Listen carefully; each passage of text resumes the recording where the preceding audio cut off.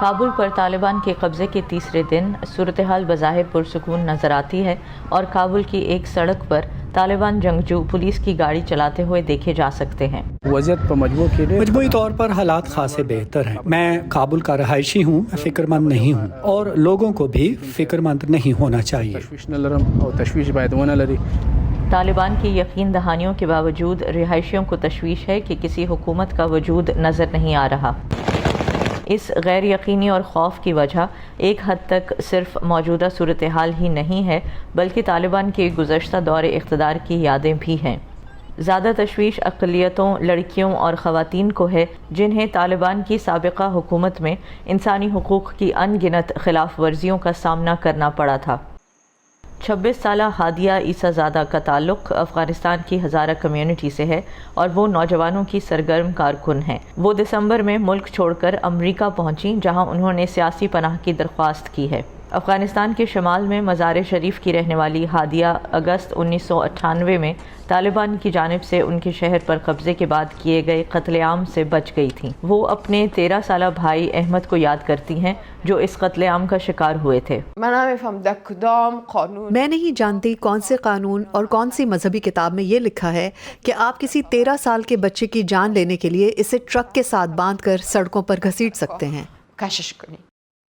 امریکی حکومت کی 2001 کی ایک رپورٹ میں کہا گیا تھا کہ طالبان نے اس شہر پر قبضہ کرنے کے بعد کم سے کم 2000 عام شہریوں کو ہلاک کر دیا تھا۔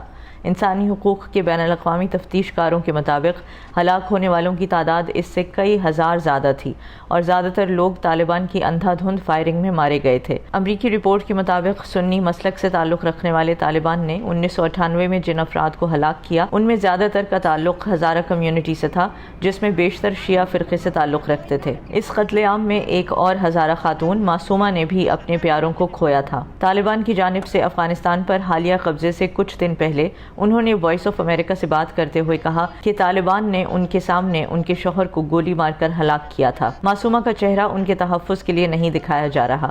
انہوں نے یہ بھی بتایا کہ ان کا بیٹا اسی قتل عام کے دوران گم ہو گیا تھا اور پھر کبھی نہیں دیکھا گیا۔ مجھے اب بھی اپنے بیٹے کے گھر واپس آنے کی امید ہے، اگر وہ اب تک زندہ ہے تو، اگر نہیں تو طالبان نے اسے بھی مار دیا ہے، لیکن میں اس کے انتظار میں ہوں۔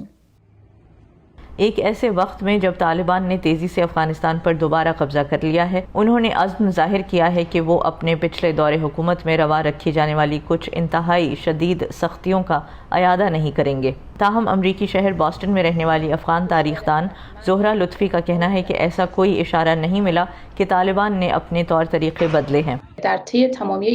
اتنے سالوں کے بعد بھی ہزارہ افراد کی طرف طالبان کی پالیسی یہی رہی ہے کہ ان کو چن چن کر ہلاک کیا جائے۔ مغربی میڈیا کے مطابق حالیہ مہینوں کے دوران طالبان کے ملک کے مختلف علاقوں پر دوبارہ قبضے کے بعد خواتین کے ساتھ زبردستی شادیوں کی متعدد اطلاعات ملی ہیں۔ نخبت ملک، وائس آف امریکہ۔